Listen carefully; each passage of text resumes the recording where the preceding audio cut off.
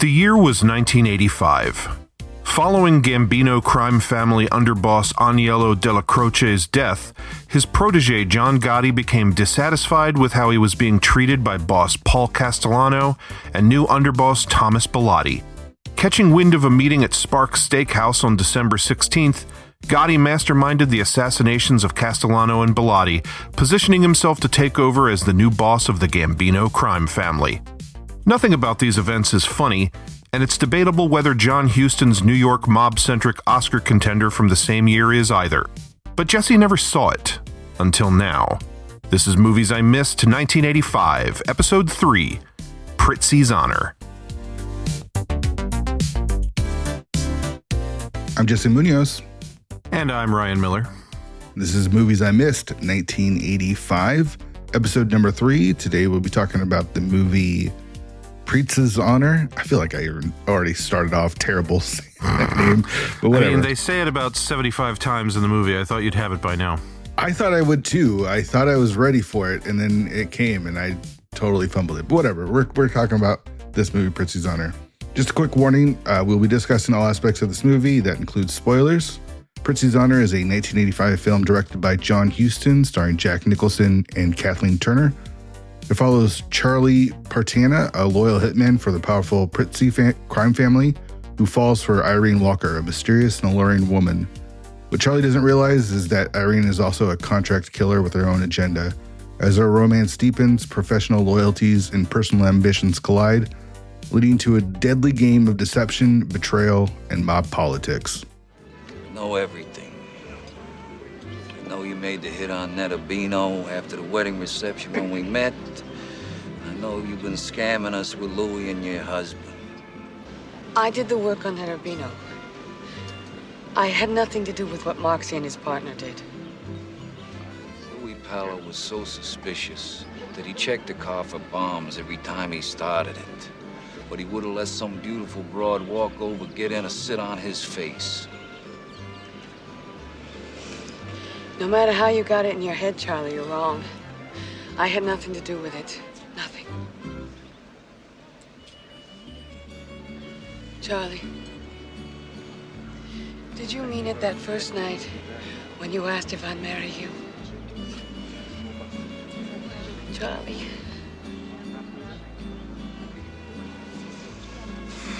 Right.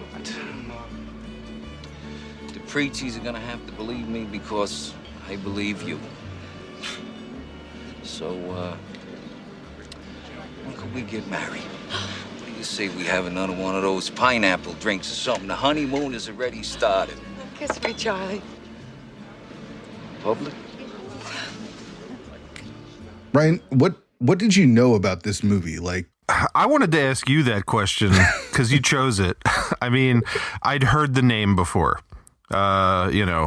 If we did like 3 truths and a lie, and it was like, fake movie titles, and then this was in there, I would know that there was a real movie called Prizzi's Honor. That's it. I couldn't have told you when it came out, like 60s, 70s, 80s. I couldn't have told you who was in it. I couldn't have told you what it was about, what genre it was in. So yeah, I was pretty much a blank slate. I was even worse. I had no idea what this was.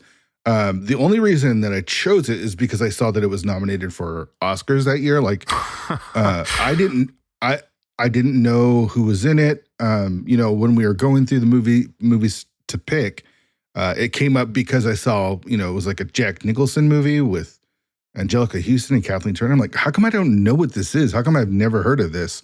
And it has a claim to it. Like, this is strange. So, I mean, is this clearly one of those cases, not to jump the gun, but of like, one of those movies that's popular and or wins awards when it comes out, and then it just doesn't stand the test of time? Because I feel like people don't really talk about this movie.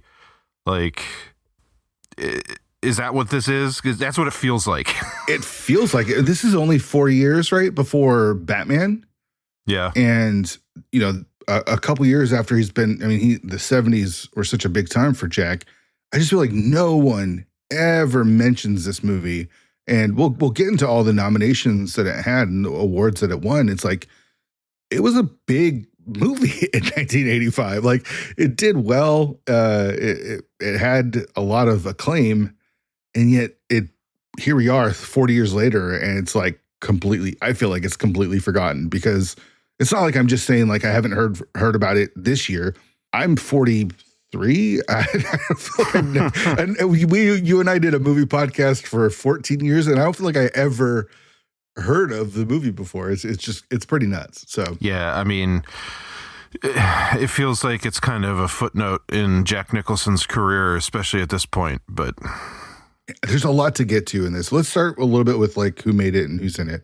It's directed by John Huston. How familiar are you with John Huston and his work? Obviously, he's a hugely acclaimed director. I mean, directed The Maltese Falcon, The African Queen, Moby Dick, Annie. Like, someone with a ton of movies under his belt, and like I said, a lot of acclaim. I honestly haven't seen any of his movies, so I'm not real familiar with John Huston other than his name. Did we not watch The African Queen for a featured review once on Sidetracked? Did we? Because I know I've seen it, and I want to say we did, but I'm not 100% positive. I'll look, but yeah, I don't know. It's like two people on a boat going down the river in the jungle. Oh, yes, we did watch that. Yes, now that you mention it.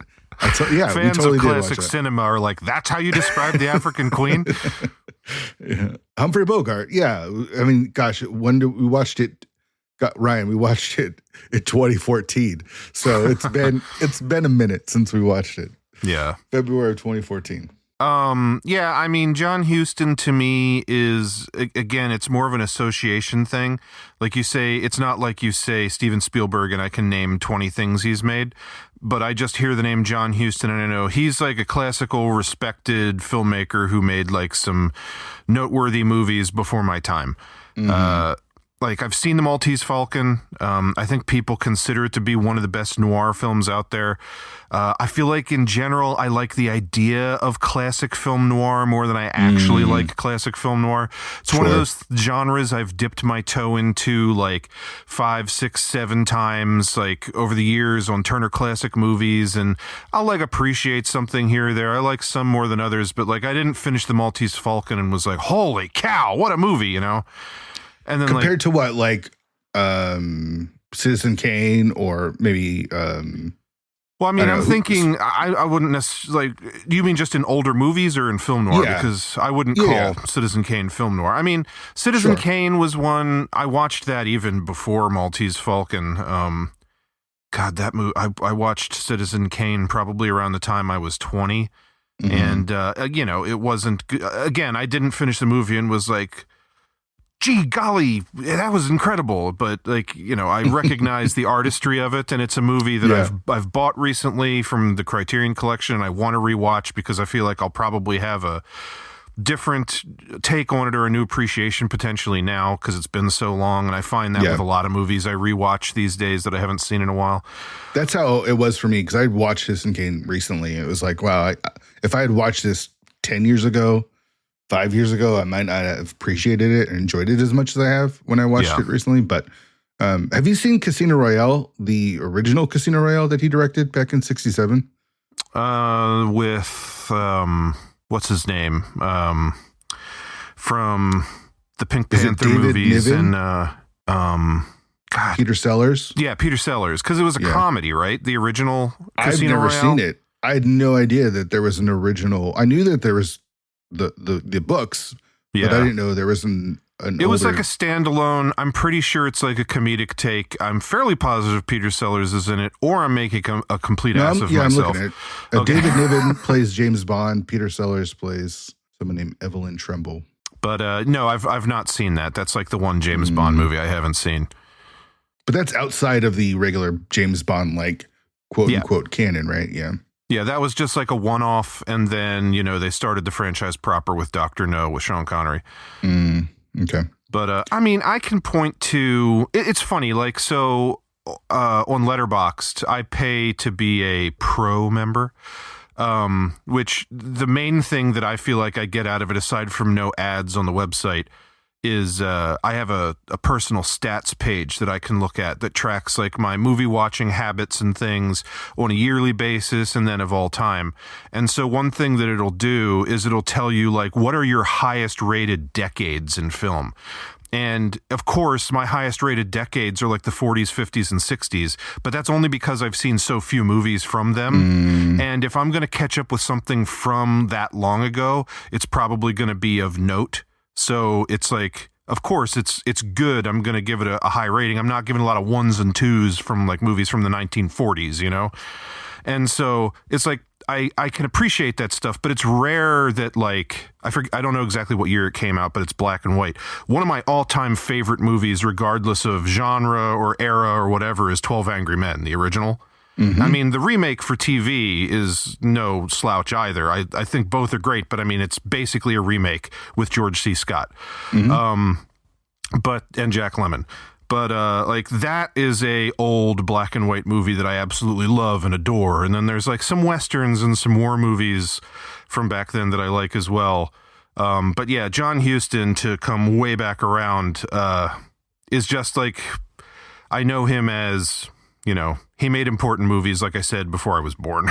Yeah. So, and I mean, you know, 85, the year I was born, he puts out Prizzi's Honor and it wins some awards. So I'm not exactly sure how long John Huston was around or what he might have made even after this, but not much. We'll talk about that. I think this is his second to last movie. So most of the stuff that he made was prior to this. Another note, Richard Condon wrote the movie with Janet Roach. Richard Condon wrote the original Manchurian Candidate novel, and then he wrote the book that this movie was based on. And there ended up being 4 Prizzi novels total, but this was the only one that got made into a movie. But it's always interesting when the novelist works on the actual screenplay. So I tried to find the differences between the book and the movie, and it feels like there was maybe some tonal changes and more character stuff, but for the most part, it's like pretty one for one. So when I hear something like that, like this is based on a book and there were like multiple books in the series, I'm wondering, like, back at the time, were those like bestsellers? Like everyone was talking about them and it was like exciting to people when the movie got made, or like, you know, did they just pluck one out of obscurity? Because, like, you know, you hear stuff like when Gone Girl got made. I think they might have even optioned that before the book was out because, like, the writer was kind of hot at that moment or whatever. But it's like 20 years from now, if someone watches Gone Girl, will that book still be of note? Or like the Girl with the Dragon Tattoo movies or something like that, you know? Like that was a thing for a minute and now it's like not. But I mean, the writer's dead, and so... just interesting. I don't know. The Manchurian Candidate obviously was a big one. Has been made into movie multiple times. I wonder about the Prizzi novels because only one has been made, right? Like, it doesn't feel like, again, with all the acclaim that the movie has, why didn't they make more? So I guess that kind of thing still happens, though. Like, not that it had the level of acclaim that Prizzi apparently did when this movie came out, but like, I didn't know until recently. Did you ever see Gone Baby Gone? Yeah. Awesome movie. Ben Affleck's directorial debut. That's based on a book that's in a series of books about that character that Casey Affleck played. Oh, okay. And if they've made any other movies based on his books, I have no idea. But it's like that kind of thing still happens. But sure. Starring Jack Nicholson. We mentioned that before. What are your thoughts on Jack? I know you're not a big Batman 1989 fan, and I mentioned that because of our age, right? Like you were what, 5 or whatever. I was a little bit older. 4, yeah, when that came out. But you know, 89 Batman was huge, just huge, and it kind of defined a generation of movies. And you know, when The Dark Knight came out, it's crazy to think because we've had so many Jokers since then. But it was like, no one can do the Joker. Jack did it. Yeah. The Joker's done. There's nothing to do with the Joker, right? And then everyone was wrong. But I mean, that was a good 25 years of just him being the Joker. And obviously he has a huge resume and was in a million things and He's been in a million things, but where are you at with Jack? I mean, you say just him being the Joker, but frankly, during that entire interim period, in my opinion, Mark Hamill was the better Joker. Sure. I don't know. I just, lifelong comic Haters book gotta hate, fan. man. Haters gotta hate. Lifelong comic book fan. DC Comics, I've never liked as much as Marvel. I just don't connect with the characters as much. Even among them, Batman has never been my favorite. And I don't know. Classically, it took me when I think I was in high school and I was like, I should watch this original Batman. I've never watched it before. I rented it from the library and it took me 3 sittings before I could stay awake through the whole thing because I just find it boring. I'm just not into it. I don't think Jack Nicholson's Joker is like that amazing. I don't know. That's just a personal preference thing. I'm not poo-pooing anybody who likes it, but Tony Sidani's turning over in his grave right now. Tony died? He's not dead. But if he was, he'd be turning over in his grave. Man, but Jack Nicholson, I've seen Chinatown. That's another one where I feel like I watched it at a transitional period when I was going from just casual movie fan to watching more varied types of things, and I remember liking it, but I feel like I'd probably like it more now. Yeah, I watched again another one I watched recently and it was blown away.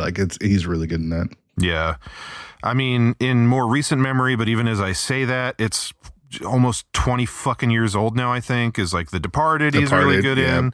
Yeah. What would you say is your favorite performance from Jack Nicholson? Man, I'm probably. Two Good Men?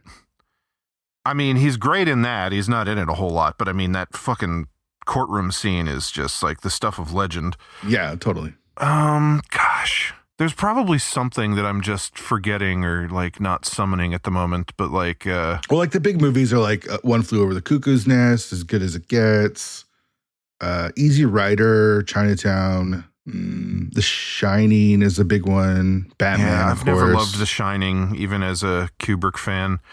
I watched The Last Detail not too long ago. That was good. He was good in it. I don't know. Do I have a go-to, what's your favorite Jack Nicholson immediately pops into my head? I guess not, because nothing's popping into my head. Yeah. It's Batman for me. I think he's so good in that. I know you don't see it this way as the world does, but I thought he was unbelievable in that. And of course, there's a little bit of nostalgia there too, because I saw it as a kid and was just this is the coolest thing ever, So yeah. I was a Batman Forever kid because I was obsessed with Jim Carrey at the time. Sure. The Departed though holds up really well because I think that's an awesome movie. And it feels like kind of a shitty cop-out answer, but I'd probably just have to go with The Departed right now, off the top of my head. If that's the shitty answer you want to go with, what about Kathleen Turner? How familiar with her were you or are you?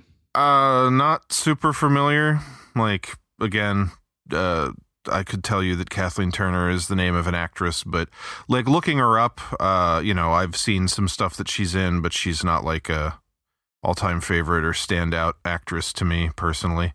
You know what it is for me is Who Framed Roger Rabbit, and she's just a voice in that. Yeah, I mean, when I saw that on her credits on Wikipedia, maybe it says that she's uncredited in that movie as the voice of Jessica Rabbit. Is that true? Huh. I have no idea. That's what Wikipedia said, but that'd be hard to believe. But I mean, okay, so that's the thing when you read a list and you're like, oh, that's the one. But did you know until today or yesterday that she was the voice of Jessica Rabbit? Oh yeah, because everyone my age had a huge crush on Jessica Rabbit and wanted to know everything about her for sure.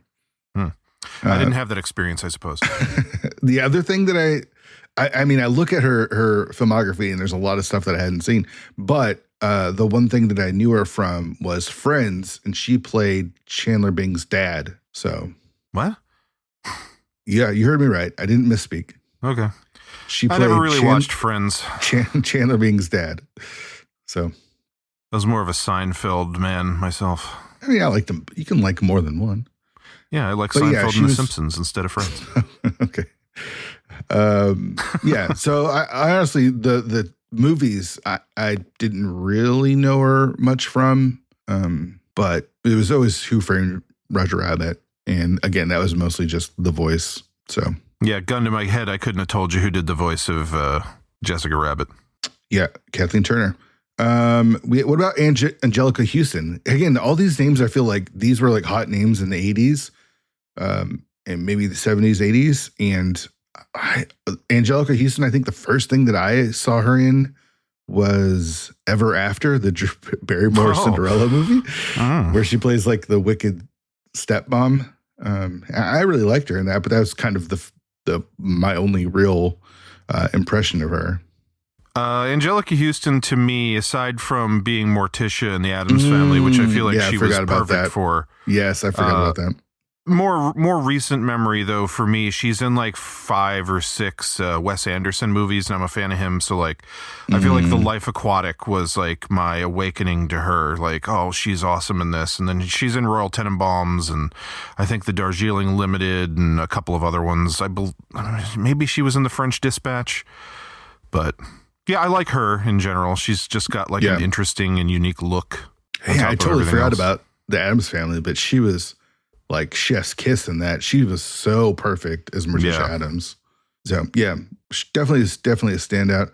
Robert Loggia was in this movie. He'll always be the boss from Big at the toy company for me. Yeah, for sure. And then a couple other names of guys that I didn't really know who they were. Mostly older white dudes. John Randolph played Pop. When I saw him, the thing that immediately sprang to my mind was, hey, he's Chevy Chase's dad too, because he plays Chevy Chase's dad in Christmas Vacation. William Hickey is the Don, who was also in Christmas Vacation.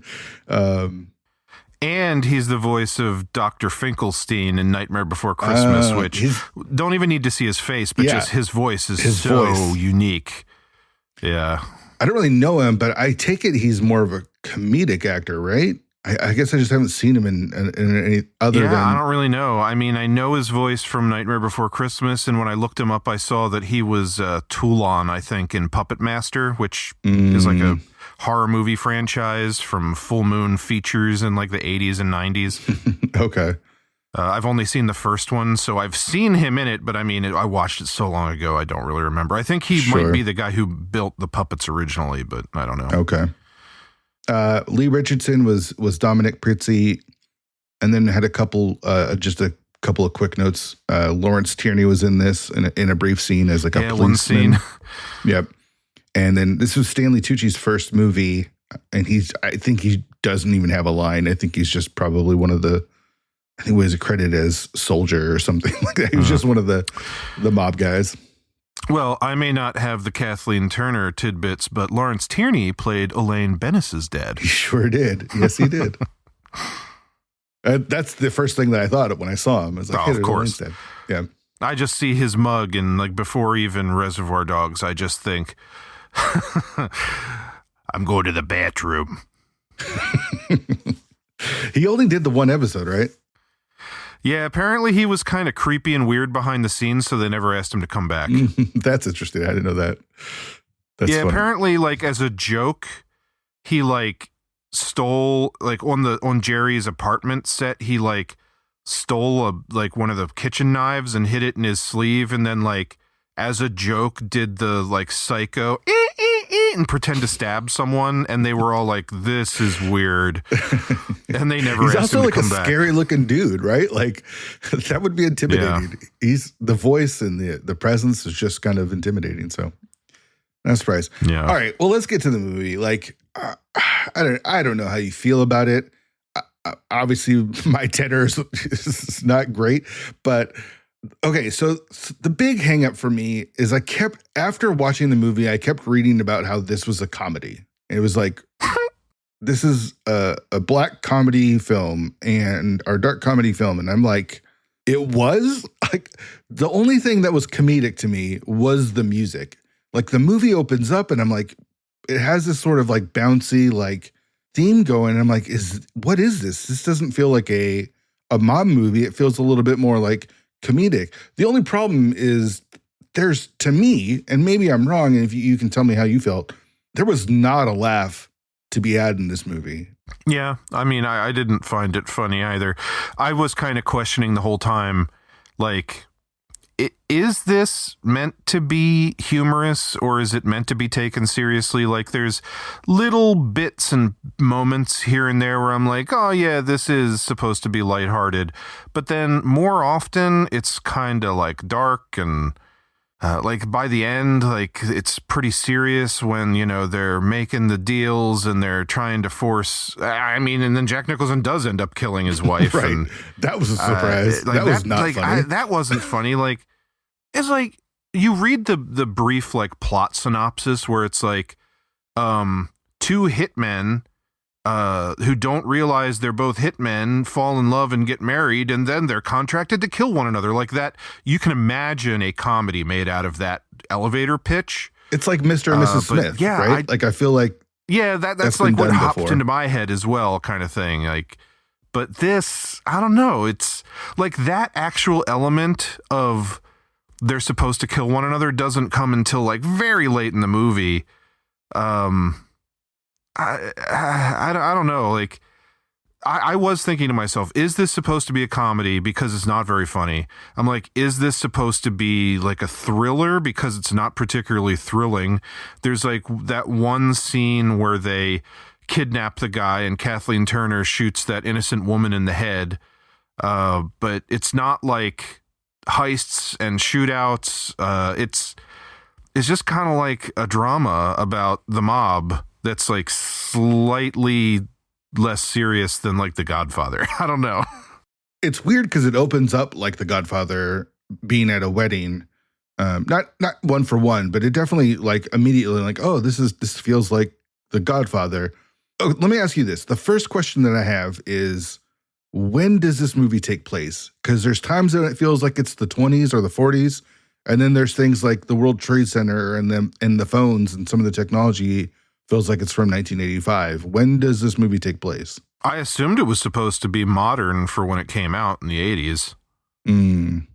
It was just hard to pin down because there was an old-timey like Godfather gangster feel to it that I felt like, man, is this supposed to be older? But then, yeah, like they had the World Trade Centers. You have like a lot of the movie is like, especially when it's dealing with the mobster stuff, it's like these old school Italians who have a lot of money. And so they have like a lot of antique chairs and old timey decorations and shit in their houses. And like, that's probably where the old timey vibes come from. But yeah, I just assumed, like I said, that it was like took place in 85 or something. And then as I'm watching it, I did ask myself, like, is this a comedy? Because there's a couple times where Jack plays it a little aloof, where he's like, I don't know, Pop. I don't know what I'm supposed to do. But he's got this really bad, I did not like his Brooklyn accent or whatever it was. I wasn't a fan of that. And he also had something in his teeth. Like, I feel like they gave him a prosthetic or something to give him a little bit of an overbite or something. Oh, yeah. He just looked a little off, and there was just a couple times where he's like talking on the phone where it felt like, yeah, he's kind of playing it a little bit more doofy and goofy than he normally would, like when he played the gangster in The Departed. But I don't know if that was just the moment or if it was trying to be funny, and it kind of confused me. And then all of the times we see the airplane flying, like he flies to and back from California probably like 8 times in this movie. Yeah, there's so many times where it's just like, meet me tomorrow, a shot of an airplane, and then next scene, there's a lot of that. And I get, now that I'm thinking about it, is that supposed to be funny? Is that being played up for humor? I don't know. Like that never crossed my mind. It felt kind of ridiculous. Like the first time they do it, it's fine, but it happens a lot. And then now that I'm like putting the pieces together, like maybe that was supposed to be funny. And, you know, we'll get to the reviews and we'll get to some of the other things to mention about it, but it is billed as a dark comedy. So I just think that the comedy just does not work past 1985. Like maybe it worked back then, it doesn't work now. It's not a dead serious drama, so I get calling it a comedy. It's not like, you know, Jim Carrey or Mike Myers movie or something. I guess it's more on the wavelength of like a romantic comedy where it's like dramatic but lighthearted or something. But yeah, I don't know. It's a kind of confused movie. One of my biggest problems with it is it's over 2 hours long. I feel like with very few exceptions, no comedies need to be that long. But this movie, it's just like, there's a lot of movies where you watch it and it's like the premise is set up and then you just watch events unfold that feel like they're working towards whatever the culmination of that original premise is. This movie, it's not that black and white. Like I said, the whole like elevator pitch of the two hitmen who are married are hired to kill one another, that doesn't come into play until like into the third act. Like they don't tell him he has to kill her until like the final 10 minutes of the movie or something. And it's just like, it's like every act has its own agenda and it doesn't all feel like it adds up to one like complete story. It's like the first act is he sees her at a wedding, doesn't know who she is, and he's calling around and trying to find out who she is. And it's like a love at first sight kind of thing. And then the middle of the movie, I guess that's when they get into the like the kidnapping and everything. And it's just like, Angelica Houston is a big part of the middle of the movie, and then she disappears for a lot of the ending up until he like calls her that last time. And then the third act, it's like, okay, people are dying and I'm going to be put in charge, but is it, is this a lie and they're trying to take me out? And you never kind of know exactly who's on whose side. And even right up until the end, him and Kathleen, Jack Nicholson and Kathleen Turner are thinking, okay, they're going to kill us, so we want to run away together to Hong Kong or whatever. And then when he goes to find her in California at the end, I thought, okay, he said he was going to go kill her, but they're actually going to run away together. Like I couldn't figure out why he decided to just kill her and stay with the family. That made no sense to me after everything that transpired in the movie and how much they claimed to love each other. It's like you had your out and you didn't take it. The whole thing is just like, it's like instead of here's A, B, and C, it's like, okay, we're on A, now we're at B. Oh, we're going to go over here to Q. It's just like, it just didn't feel like there was a real through line to the movie. I don't know how to describe it better than that, but it's just like, it's kind of long. And at any given moment, I was like, oh, there's maybe 20 minutes of the movie left. Nope, it's actually an hour of the movie left. It's just, it's not like super entertaining. And maybe the humor is supposed to hold it up more than it does. As I'm like talking about it and trying to process the movie, in the moment, I never thought it was a comedy. I never laughed. I never thought like, oh, this was even an attempt to be funny. But as I process it, like he sees her and obviously is infatuated with her. She calls him and tells him to come to California to have lunch.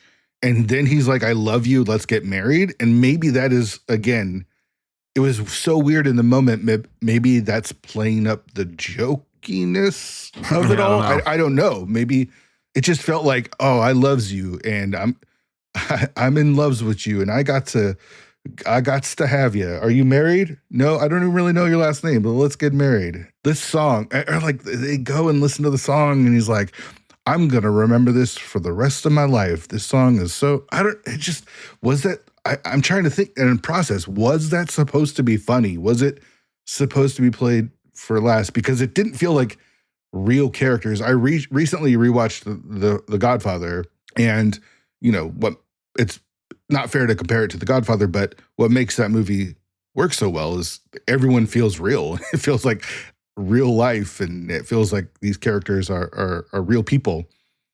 Nobody feels real in this movie. Like everything feels like a farce. Why should it?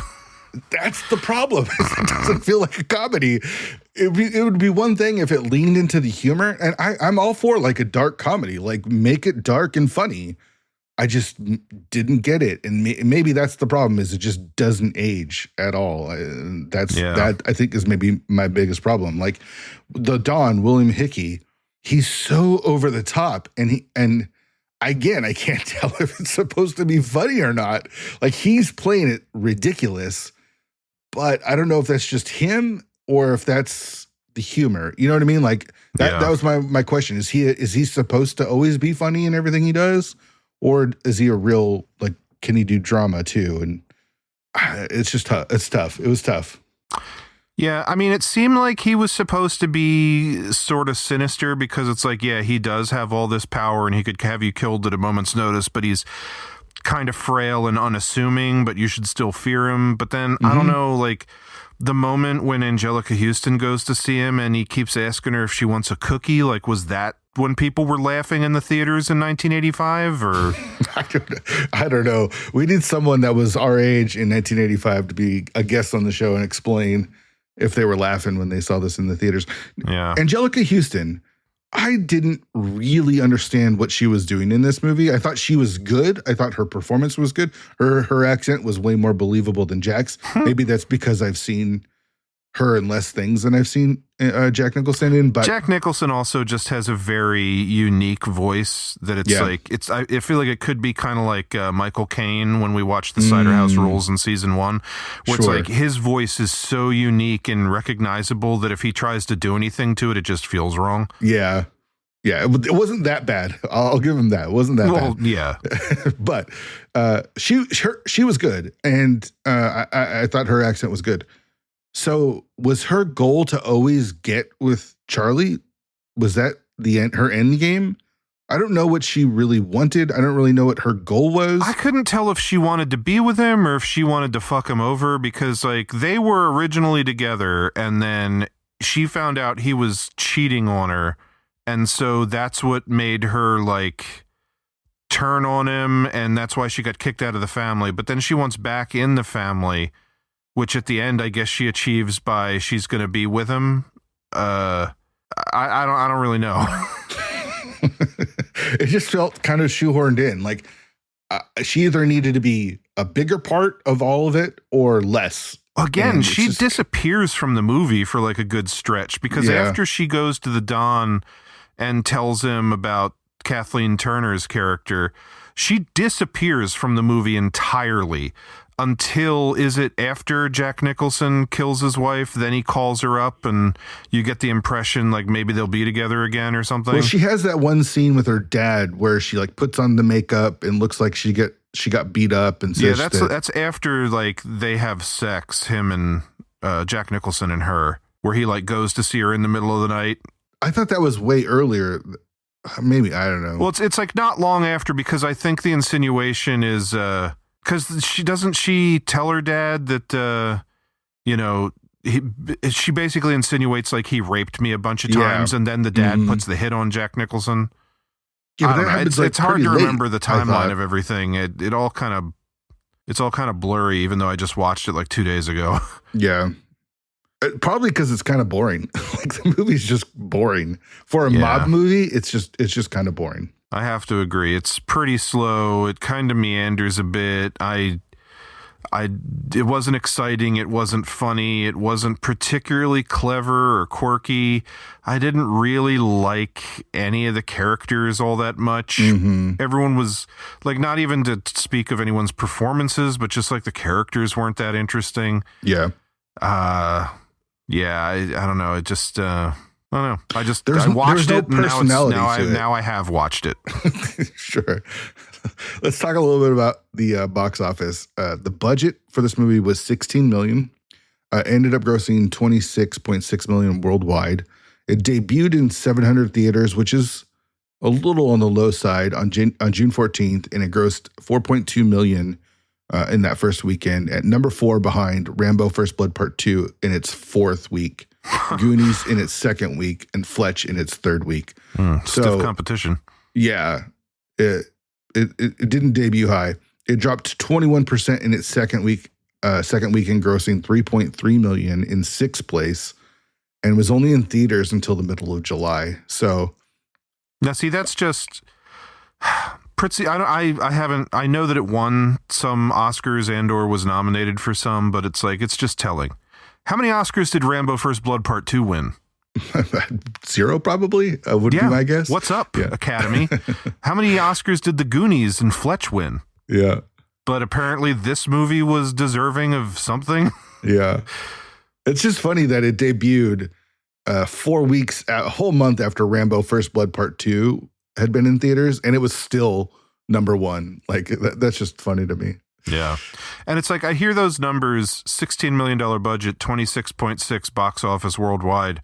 And like, by today's standards, that would be a horrible failure, even with a budget that low. Mm-hmm. But like back then, I feel like they were probably all high-fiving themselves at the studio because it made, $10 million over its budget. Yeah. Like, those are the days. Wasn't it like, did we talk recently about like whatever the highest grossing movie of the year was, and it was only like 250 million or something? Yeah, Back to the Future. Yeah. Yeah, it's such a different time. Totally. Yeah, I think they I don't think they loved that they only made 26, but I feel like, yeah, we got our money's worth out of that one. So yeah. Reviewers loved it. It's got 85% on Rotten Tomatoes. Critics came out for it.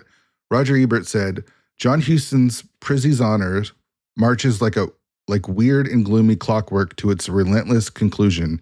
Half the time we're laughing. This is the most bizarre This is the most bizarre comedy in many a month. A movie so dark, so cynical, and so funny that perhaps only Jack Nicholson and Kathleen Turner could have kept straight faces during the love scenes. They do. 3 out of 4 stars. Wow. Just I had don't a very get it, different man. experience than Roger Don't Ebert. get it. Yeah. So so I start putting these notes together and I'm like, wait, hold on. This was the most bizarre comedy in many a month in 1985. What? Like, I just like, what did I write? Did I watch the right movie? I don't get it. Roger liked it though. So who knows? Pauline Keel from the New Yorker said, if John Huston's name were not on Prizzi's honor, I'd have thought a fresh new talent had burst on the scene, and he'd certainly be the hottest new director in Hollywood. The picture has a daring comic tone. It reveals voluptuously in the murderous finagling of the members of the Brooklyn Mafia family and rejoices in their scams. It's like The Godfather acted out by the Munsters, with passionate lyrical arias from Italian operas pointing up to their low-grade sentimentality. So again, a rave review from the New Yorker. It has to be of the time. It has to. We're just. I guess so, Ryan. We're just completely. I mean, there are movies that are of their time for sure. I mean, I feel like usually it's not difficult to still, like understand where a movie is coming from, even if it's not 100% working for you because it's quote of its time. This one just feels like a swing and a miss. I don't know. I feel like the test of time has proven that it just didn't work because nobody talks about this movie. I swear, like nobody has ever mentioned this movie to me in my entire life. Yeah. Dave Kerr of the Chicago Reader said, as usual, Turner works hard and manages to lead some conviction to a shoddily written part, but she can't connect with Nicholson, whose obscure hamminess leaves him isolated on some other planet. So Dave didn't buy the comedy. My man.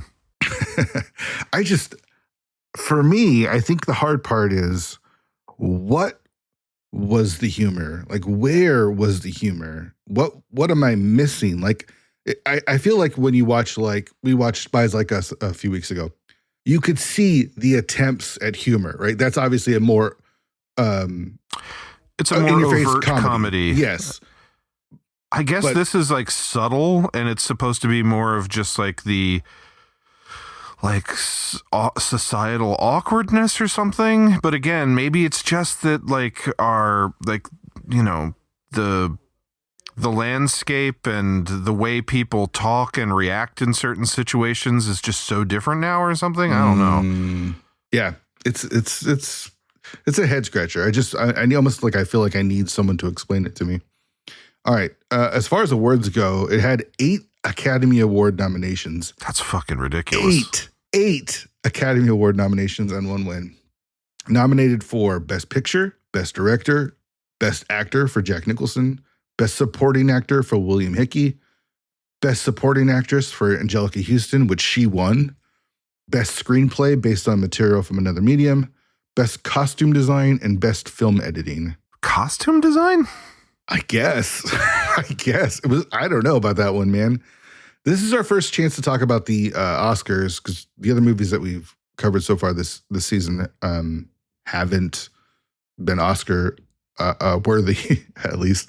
Apparently this one was, even though, you and I think are on the same page. It's a little surprising. But the best picture that year was Out of Africa, which we will talk about eventually. Also nominated was The Color Purple, which you and I watched on Sidetracked and I think quite enjoyed. Kiss of the Spider Woman, and then Witness with Harrison Ford, which is a good movie. Yeah. And to see this on there and, put Rambo First Blood Part 2 in there, or Back to the Future, or like almost anything, I feel like. I mean, that is the thing. It's like, I hate to just be like, well, it was the time, but like, how does a movie like Back to the Future that's, not only is it a cultural phenomenon when it comes out in 1985, but it's funny, it's exciting, it's wildly enjoyable. It has like a really unique idea. The effects and just like, you want to talk about costumes, like the 1950s clothing and all like the high school stuff and the way that they changed the look of the town and just all of that. Like, that movie isn't even considered for Best Picture, but like Prizzi's honor is just because Jack Nicholson is in it, and it's directed by someone with clout, I guess. Yeah, I don't know. I'm a broken record when it comes to this specific instance, and I mean by this point was it 2011 or maybe even after, I don't remember the year, but when Spotlight won Best Picture over Mad Max Fury Road, by then we are getting between 5 and 10 Best Picture nominees a year. But if that Oscar year was 1985, like Mad Max Fury Road wouldn't have even gotten a nomination. And it's like, just because it's a genre film, like that makes no goddamn sense that something like Back to the Future wouldn't be considered for Best Picture. But like Prizzi's Honor and all the stuff in that realm, like a thriller that's good and has like a big star like Witness, or like, I don't even really know what Kiss of the Spider Woman is, but it's just, I don't know. That kind of thing is just will never make sense to me. It's maddening for sure. You want to honor like the actual best, and you watch this, and again, we are watching it 40 years late, but it's like, what were they thinking? Best Supporting Actress was the one, it did win for Angelica Houston. She went up against Margaret Avery in The Color Purple, Amy Madigan in Twice in a Lifetime. Don't know what that is. Meg Tilly. Did you know Meg Tilly was nominated for an Academy Award for Agnes of God? And then Oprah Winfrey in The Color Purple. So, I mean, I like Angelica Houston. Yeah. Sure. Yeah, it's hard to say. Like some of those movies, it's like whatever. But yeah, I honestly like watching the movie. She was fine. She was perfectly fine. Would I say she needs an award for this movie? I don't know about that. I don't know about that. I don't know. The one thing that I did read that I thought was kind of funny was, so she's the daughter or niece or granddaughter or something of John Huston. Yeah.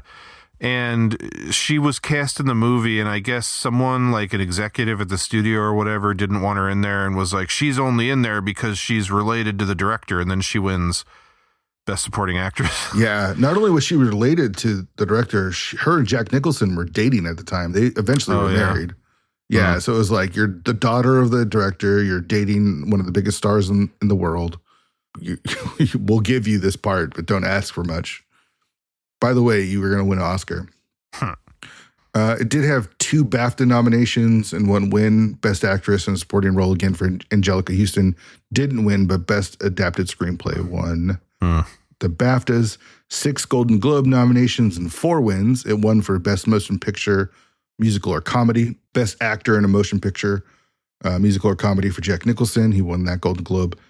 Best Actress in a Musical or Comedy, Kathleen Turner. She won that. Wasn't even nominated for an Oscar, but won the Golden Globe. Angelica Houston was nominated but didn't win. John Huston won Best Director for Motion Picture, and it was also nominated for Best Screenplay. So, we're revisiting 1985 this season, and we'll see how well it stacks up when we do our, year-end review. But it's just surprising to see, like, after watching the movie, the acclaim that this movie had, not just from the awards and nominations and wins, but the reviews as well. It's like people enjoyed it. Yeah. It's weird. Yeah, I don't know. Yeah. I don't know what to say. Explain I really it to don't. me, Ryan. I want you to explain it to me.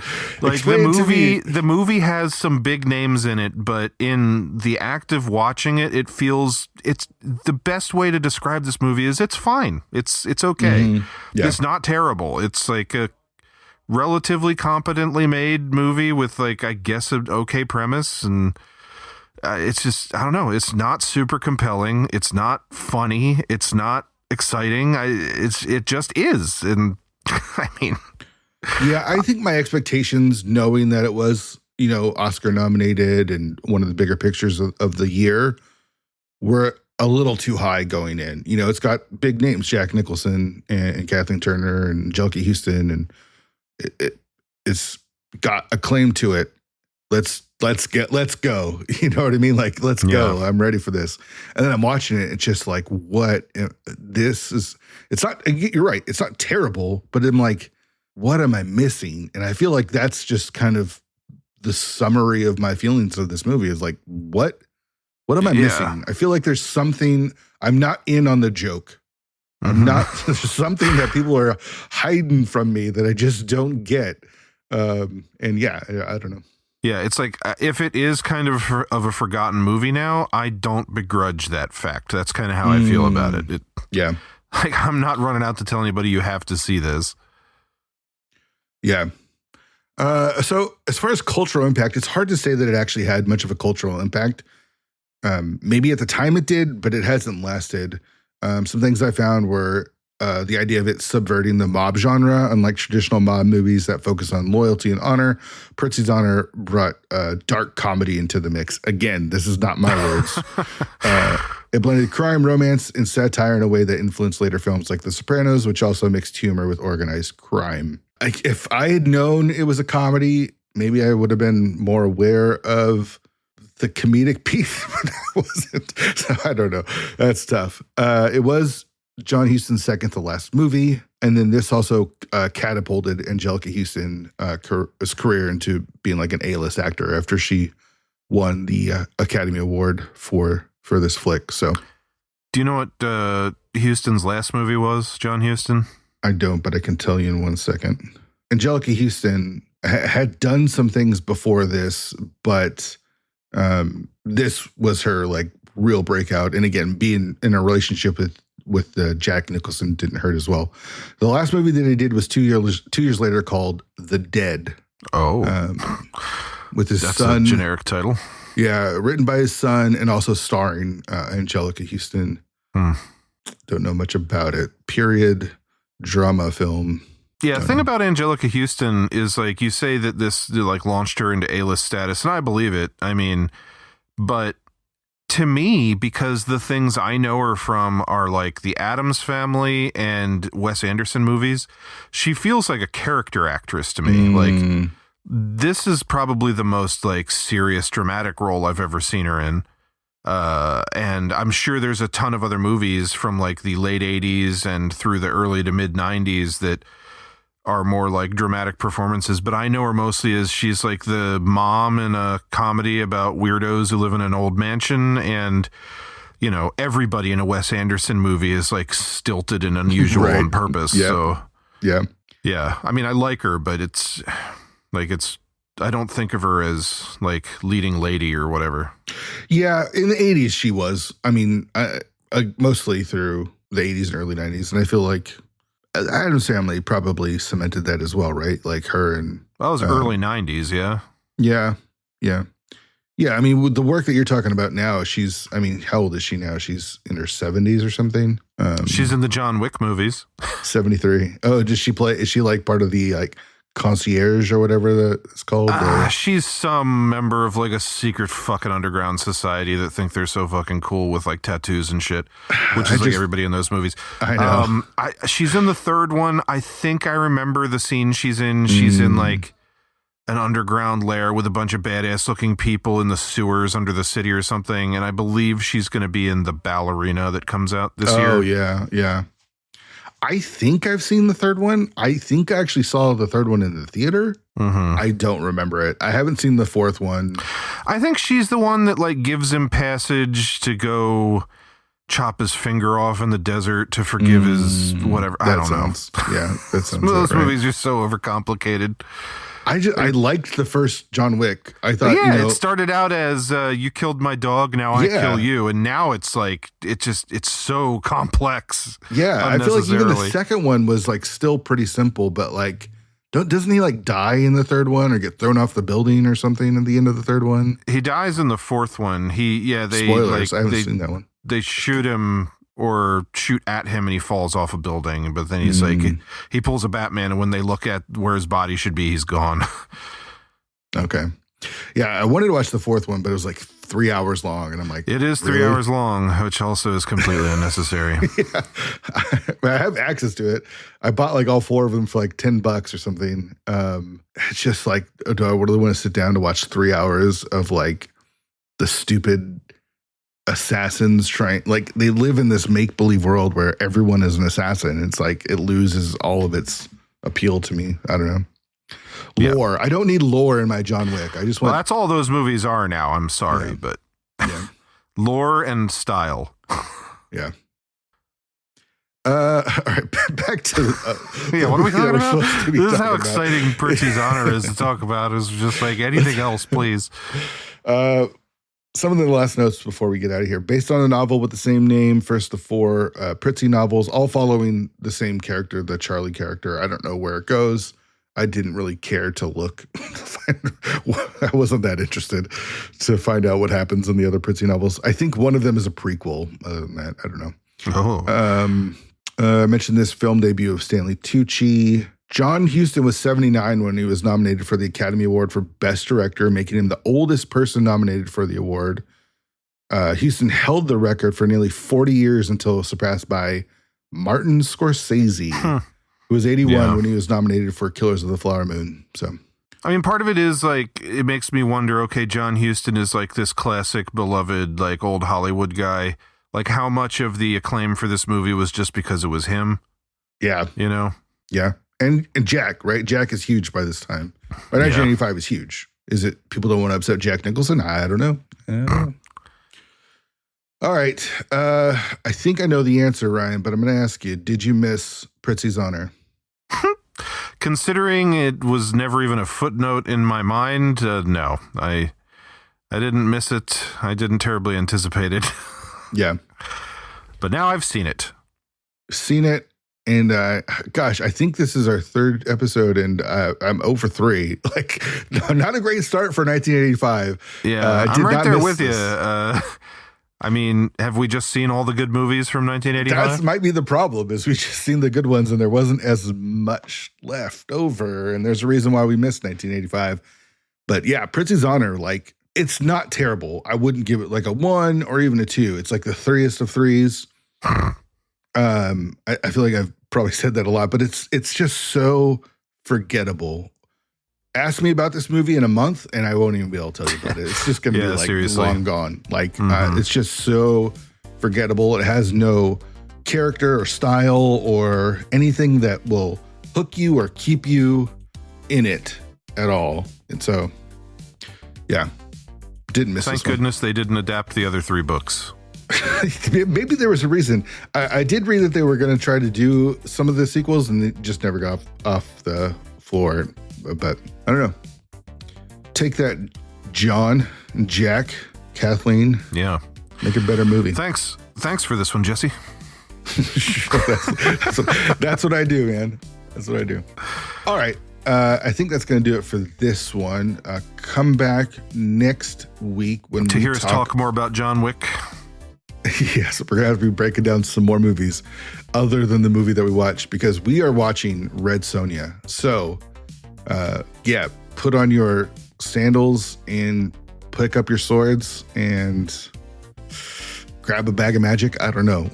We're watching Red Sonja, and we'll be back for that. So until then, I'm Jesse Munoz. I'm Ryan Miller. Movies I missed. Prizzi's Honor. Come back next week for Red Sonja.